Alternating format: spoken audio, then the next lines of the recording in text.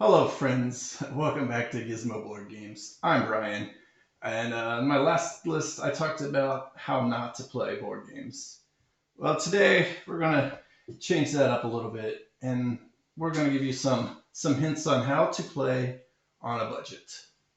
Now, I'm gonna start this off by saying I'm gonna break a lot of these, but I'm trying my best.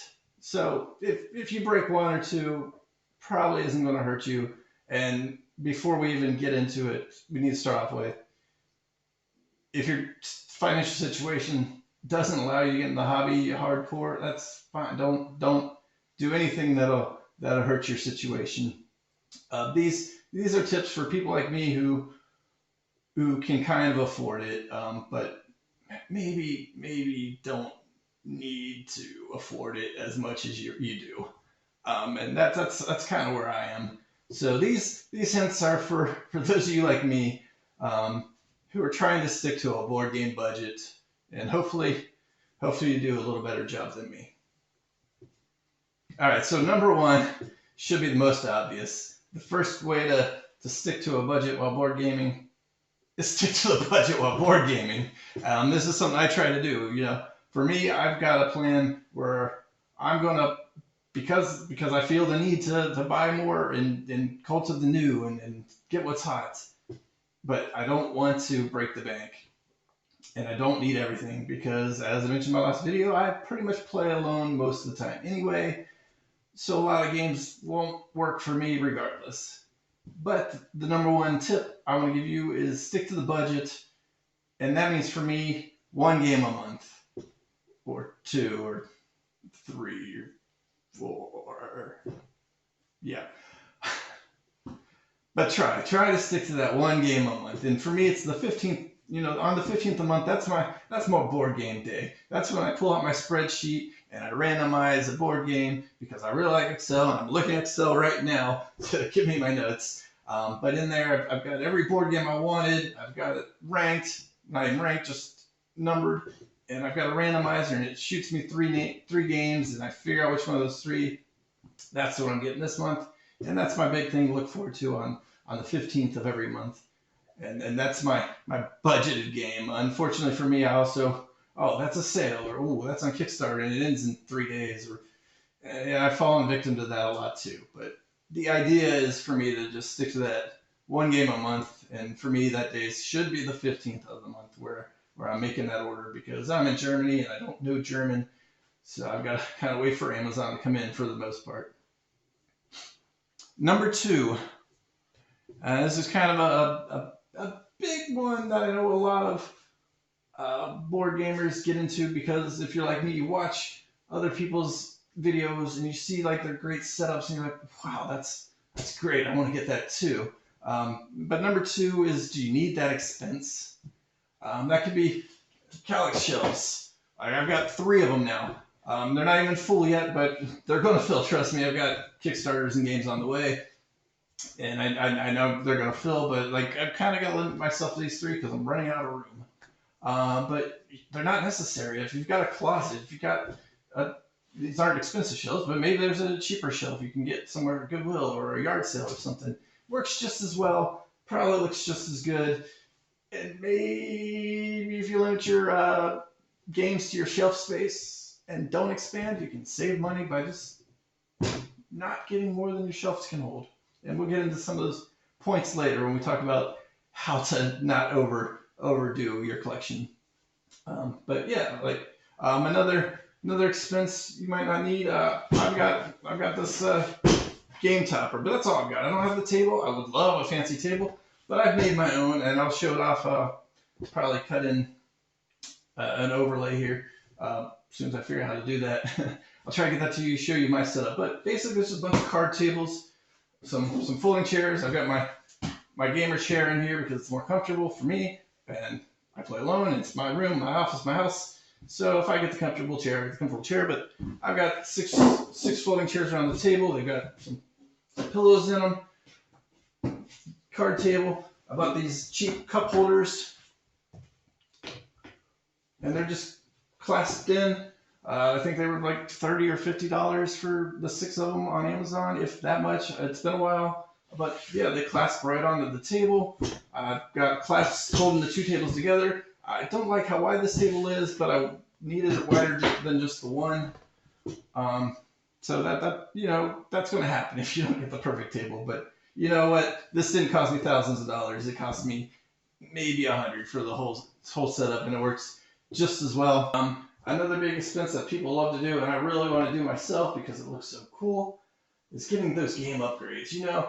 I love Altiplano, I love Orleans, Classic Quedlinburg. Those are great games, and they've got really nice chips from Board Game Geek or Geek Upgrades or wherever they're sold, and they look really nice. And I don't have them yet, and I really want them, but they're the cost of another game. I could get another game. I've got another game instead of getting those upgrades.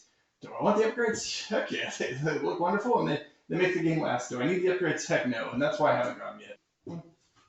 Number 3, and this one really gets me of late, and it didn't before, and I don't know how I've slid so far downhill since the beginning, but I have, and that's where I am now. But Kickstarter.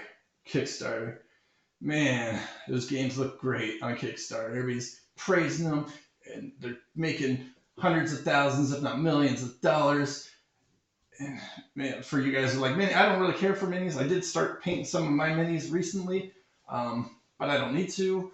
It was kind of a thing to do to keep me occupied while I was doing some work from home. Just give me a thing to keep my mind on track while I'm listening to some training videos and whatnot. But I don't need the minis. I'm not someone who's like, oh, I need the next mini game.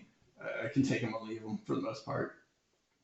But man, if you're into minis, Kickstarter, that's where you go. A lot of games come out only on Kickstarter. Kickstarter exclusive. It's Kickstarter, you get this, you get that. It's all the bells and whistles. But in the end, I've got some games that were on Kickstarter, over the counter, or if I don't have them, I played them. They've been just as good, I'm sure. Maybe I'm missing a card or two. Maybe I'm missing a special rule or a special token. Usually like a component upgrade, or you don't need that stuff. The cardboard's usually just as good. But yeah, like Kickstarter is a great a great way. It drains my money, and it's definitely something to watch out for if you're trying to game on a budget. Number 4, as ways to cut on budget, and that's something I've started doing. I bought the Dinosaur Island big box here. Nice wood inserts. It's great. I really like Dinosaur Island.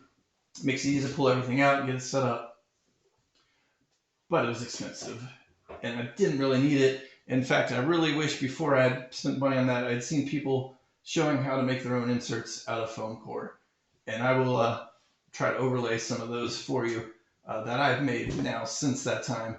But it's a whole lot cheaper. You get yourself a sheet of foam core, an X-Acto knife, a ruler, some glue them down. You've got inserts that are just as strong as the ones you can purchase for a whole lot cheaper.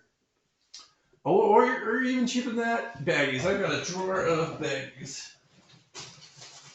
Just baggies, all different sizes. These are really, really cheap. And you can just throw your components in the bags and separate them that way. You don't even need any kind of insert at all. If you got just some baggies to throw your components in, or you don't need anything. Just put them in the box, whatever. That's how they came. That's how you can leave it. So that's another expense you can cut out. Another way to play on a budget. Don't buy games. Library. I know the library around here has games you can borrow. I'm sure there are some around. Other people have games. Get a gaming group. Go to a gaming store. A lot of them have tables. You can play there. There are other ways to play games you want to play without buying the games yourself. And I have not done these things just to forewarn you. Speaking from ideas I had, not from experience, but I have borrowed from the library before, but then I bought the game. But you don't have to. You can play it for free and give it back, no problem at all. So no reason to spend money on games, even if you want to play games. There are games out there that you can play. Next, to buy smart. If you can find sales, go to Goodwill or some flea markets. I'm in Germany. I don't have those options, and the options I do have are typically going to have German version games, um, which might not always matter. Like I'm pretty sure where is it over here? My Stone Age is German. My Ticket to Ride is German version because I don't have to read it to know how to play it. You know, I printed off the English rules, and that's it. There's nothing to read in the game itself, so even those work. Um, but if you're in the States, like there's always somewhere you can go and buy used. You don't have to buy new, um, and that'll save you a lot of money. Just doing that. Another way to save money on the games is to do research and know your group.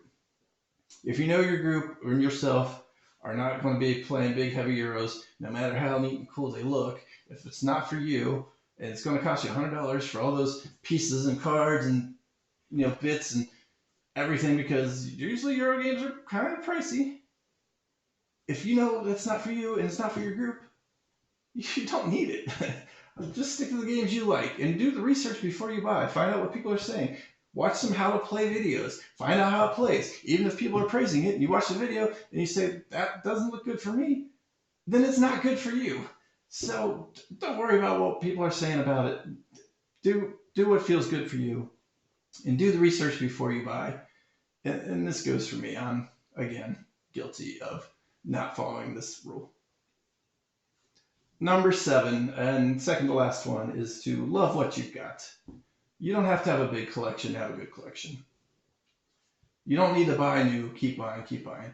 Love what you got. I've got a lot of games that I love. A few I don't really care for, but other people like, or I just have because it was cheap, or it stood out to me for some reason or other. I don't have Munchkin. That is not one of them. And if you've watched my previous video, you know Munchkin is not for me. And I might bring up Munchkin in every video. That might be my thing.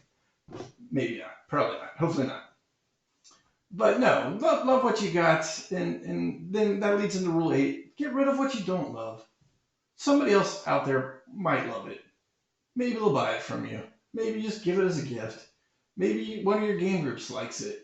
And you know you're not going to play it. Maybe you can work out a trade with a buddy of yours.